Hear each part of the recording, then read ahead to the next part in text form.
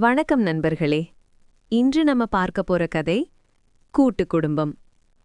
இப்போ காலத்துல பலரும் தனித்தனியா வாழ்றாங்க. தனியா வீடு, தனியா வாழ்க்கை, தனியா சந்தோஷம். ஆனா ஒரு வீட்ல எல்லாரும் சேர்ந்து வாழ்ற வாழ்க்கை எப்படி இருக்கும்? அதில் இருக்கிற சிரிப்பு, சண்டை, பாசம், தியாகம், சில நேரம் கஷ்டம், சில நேரம் சந்தோஷம். இது எல்லாம் கலந்த வாழ்க்கைதான் கூட்டு குடும்பம். செங்கல்பட்டு பக்கத்துல ஒரு சின்ன கிராமம். அந்த கிராமத்துல காலை எழுந்தா கோழி கூவுற சத்தம், மரங்கள்ல காற்று வீசுற ஓசை, மனசுக்கு ஒரு அமைதி தரும் சூழல். அங்கதான் ஒரு பெரிய வீடு, பழைய கட்டிடம், மண்ணின் வாசனை கொண்ட சுவர், முன்னாடி பெரிய திண்ணை. அந்த வீடு ஒரு வீடு இல்ல, ஒரு உலகம் மாதிரி இருந்தது. அந்த வீட்ல வாழ்ந்தது ராமசாமி ஐயா குடும்பம். அவரும் அவரோட மனைவி மீனாட்சி அம்மாளும் அந்த குடும்பத்துக்கு தலையா இருந்தாங்க. அவர்களுக்கு 3 மகன்கள். பெரியவன் முரளி, பொறுப்பானவன், குடும்பத்துக்கு பேக்போன் மாதிரி.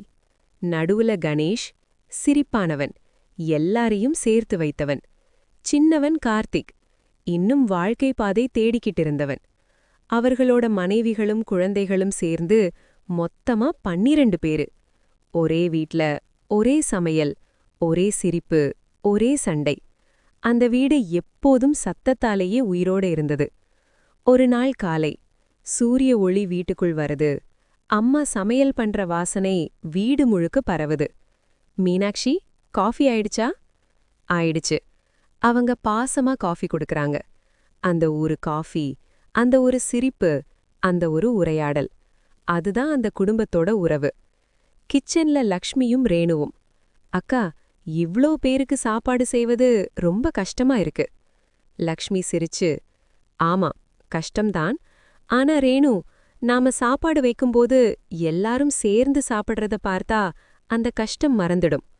குழந்தைகள் வெளியில ஓடிக்கிட்டு விளையாடுறாங்க. ஒருத்தன் சிரிக்கிறான், மற்றொருத்தன் சண்டை போடுறான், மீண்டும் சேர்ந்து விளையாடுறாங்க. அந்த சத்தம், அந்த குழப்பம், அதுதான் அந்த வீட்டோட சந்தோஷம். இந்த சத்தம் இல்லனா வீடு வீடா இருக்காது. காலம் போய்க்கொண்டே இருந்தது. ஆனா அந்த சந்தோஷத்துக்குள்ள சின்ன சின்ன பிரச்சனைகள் வந்துச்சு. சின்னவன் கார்த்திக் இன்னும் செட்டில் ஆகல. அதுக்காக மெல்ல மெல்ல வீட்டுல டென்ஷன் உருவானது. ஒரு நாள் அனைவரும் சாப்பிடும் நேரம். அந்த நேரம், எப்போ வரை இப்படி இருப்ப? அந்த ஒரு வார்த்தை ஒரு காயம் மாதிரி கார்த்திக மனசுல பதிஞ்சது. அதுக்கப்புறம் சின்ன சின்ன வாக்குவாதங்கள் நாளுக்கு நாள் அதிகமாயிடுச்சு. ஒரு நாள் பெரிய சண்டை. இந்த வீட்ல எல்லாரும் சமமா இருக்கணும். அப்படின்னா வேலை செய்யாதவங்க கூட அதே மாதிரி வாழணுமா? அந்த சண்டை வீட்டோட அமைதிய உடைஞ்சது. நாம தனியா போயிரலாம். அந்த ஒரு வார்த்தை ஒரு குடும்பத்தை பிரிச்சது. மீனாட்சி அம்மாள், அவங்க கண்களில் கண்ணீர். இந்த குடும்பம் இப்படி ஆகும்னு நான் நினைக்கல. சில நாட்களுக்கு பிறகு முரளி, நான் தனியா போறேன். அந்த நாள் வீட்ல அமைதி. சத்தமில்லை, சிரிப்பு இல்லை, ஒரு வெறுமை மட்டும்.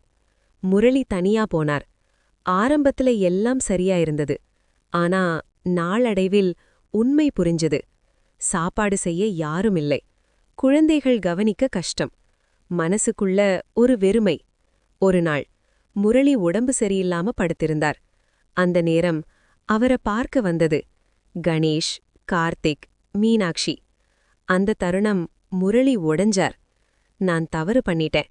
அந்த நேரம் குடும்பம் அப்படின்னா சண்டை வரும், ஆனா பிரிவு வரக்கூடாது.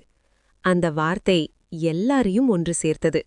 மீண்டும் அந்த வீட்ல சிரிப்பு, மீண்டும் சத்தம், மீண்டும் வாழ்க்கை. ஒரே வீட்ல இருந்தால்தான் குடும்பம் இல்லை, ஒரே மனசுல இருந்தால்தான் குடும்பம். நண்பர்களே, கூட்டு குடும்பம் கஷ்டமா இருக்கும். ஆனா அதுலதான் உண்மையான சந்தோஷம் இருக்கு. பிரிவில் சுகம் கிடைக்கலாம், ஆனா பாசம் கிடைக்காது.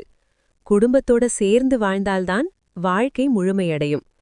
இந்த மாதிரி இன்னும் பல கதைகள் பார்க்க நம்ம சேனலை சப்ஸ்கிரைப் பண்ணுங்க. நன்றி.